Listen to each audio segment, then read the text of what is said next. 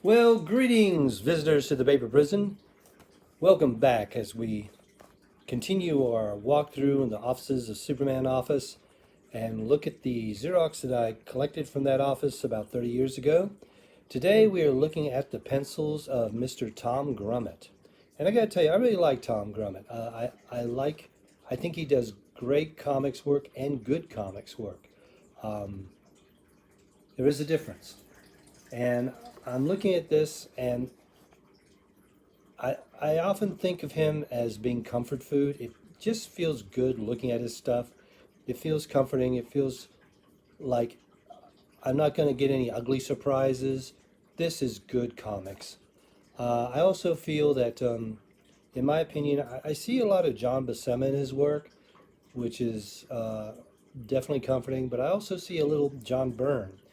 And that Buscema Byrne fusion really works for him. And he's had quite the career for it. So let's just look at these. Let's start with the top panel, Tier 1. As always, I look at the backgrounds because I inked backgrounds for a living for so long. And I'm just so appreciative that these backgrounds are so solid and tight and easy to ink. I so appreciate that. But it's not just the backgrounds. Look at the drapery in the clothes. He knows how to draw clothes. Look at the stress pulls, the wrinkles. Because if you have a cast that's nothing but guys in leotards, it feels so much less real to me. Especially now, as we look down at the very bottom, we see Superboy has to wear a leather jacket. You better know how to draw clothes, which he does. But we also have fantastical characters like Dublex there in the bottom two tiers. The only thing I would say is the hair. Sometimes I look at the hair and I see that isn't the inker's going to have to interpret that, which is usually the case because as how we draw hair in pencil and how it has to be interpolated in ink is always two different animals.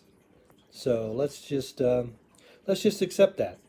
Also, in the second tier panel, for some reason, I really like that helmet. How he did the black, the black shadows on the helmet, not just being this perfect round oval, but it's got a little texture in it, a little marbling. I like that. So let's go into the second panel, and we're just going to look at that because it's just really great, like John Buscema like staging, which means the storytelling is just on point. No one's getting confused. And then we have this girl down at the bottom, which reminds me very much of a Buscema girl. And once again, Superman's hair is so crazily tousled. I mean, come on, don't you ever wash it? But it gives the inker a lot to do. Because he can decide to make it as tousled and as unruly as he wants, or he can smooth it out and make it a little less crazy there. Great figure drawing on the girl in the fourth panel on the second tier. Great drawing of clothing, drapery. He really knows what he's doing. So let's go to the next page. And I really love this page for a lot of reasons. There's lots of great storytelling, lots of good drawing. That girl's face in the top panel, but as we look down, wow, look at those backgrounds. Again, I'm not talking just about how tight and easy to ink it is. I'm talking about how well it is drawn.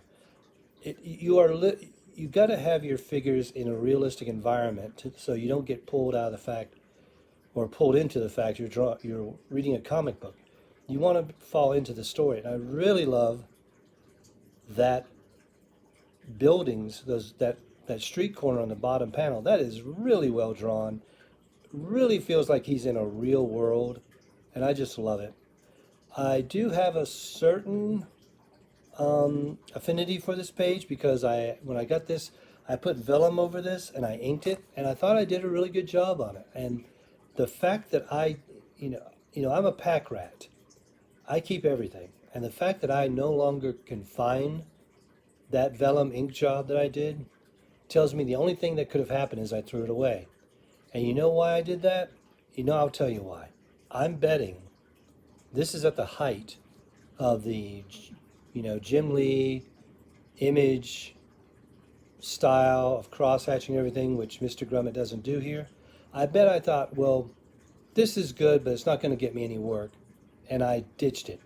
And boy, do I regret that now, because I think I really did a good ink job on that. I would have just liked to have it for me.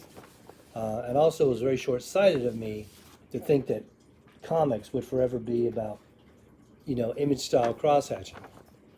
So we go to the next page, which I have, which I don't think is in sequence to the previous page. And it's kind of like a denouement, ending of a little bit of a storyline. I think Superboy broke up some jewel thieves here.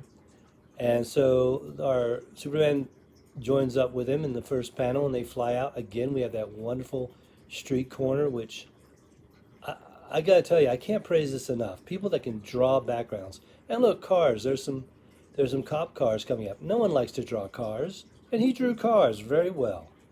And so we have Superman and Superboy shaking hands as they're about to part company, as Superboy flies out of Action or Adventures of Superman into his own series. Superman looks just a tad buff here, though he's not the only one that does that. So, I love this. I love the drawing of the leather jacket. Grummett does a great job here, and I believe it was Doug Hazelwood was the inker at the time. Does a great job inking it. And we look at our final page, which is kind of like a teaser, not cliffhanger, but a teaser of what's coming up next, which is some, high-powered bounty hunter. When you draw a comic and you get to that last page, sometimes you're a little fatigued. But also, if you're not really into a character, which personally I wouldn't be into this, God, another bounty hunter that shoots guns, I would just be getting through it, which it looks just not as excited or as energized as the other pages. I could be wrong here. Maybe I'm just projecting. And at the very bottom, it looks like we've got kind of a Mojo ripoff from the X-Men. That's the problem, though, when Stan Lee and Jack Kirby started things up in that explosion of creativity, they kind of like took up all the great names and cool names and leaving people scrambling to not only make a good character, but make a character that had a great name. I should not be so judgmental here because, I know how difficult it is to make comics, especially in the environment I just described. But, there was a character, Conduit, and I was like, Conduit? Really? That's okay. You did your best. I'm sure you did the best with it. So really, if you just go back and scroll through these again, these are great. This is a great comic book art. It tells a story, it's exciting, it's clear, it's well drawn. I don't think Grummett did all that much Marvel work. I think maybe the most was that amalgam thing he did with the, Challengers of the Fantastic. It makes me wonder what he would have done over there. And it would have really have been crazy to see him do maybe Conan. Well, there isn't much more I can say about this. I do like to let the work speak for itself, and I think it does. Really love this. Really love these pages. So much so that I want to ink them myself. Okay, so hey, I'm doing this Thanksgiving week. I hope everyone has had or will have a great Thanksgiving with your families. The next time we come up, we're going to switch gears again. We're going to look at some pages from a What If that I particularly like the story a lot, and I like the artist a lot. Since the rules of this game I'm playing is I'm doing everything just from memory and no research, I believe it was drawn by Ron Randall. That's the name that kind of seems correct. Really thought he did a great job, and it's only a couple pages, but I look forward to discussing it with everyone here. All right, well, again, till next time, happy Thanksgiving, and take care of yourselves, take care of each other, and bye-bye.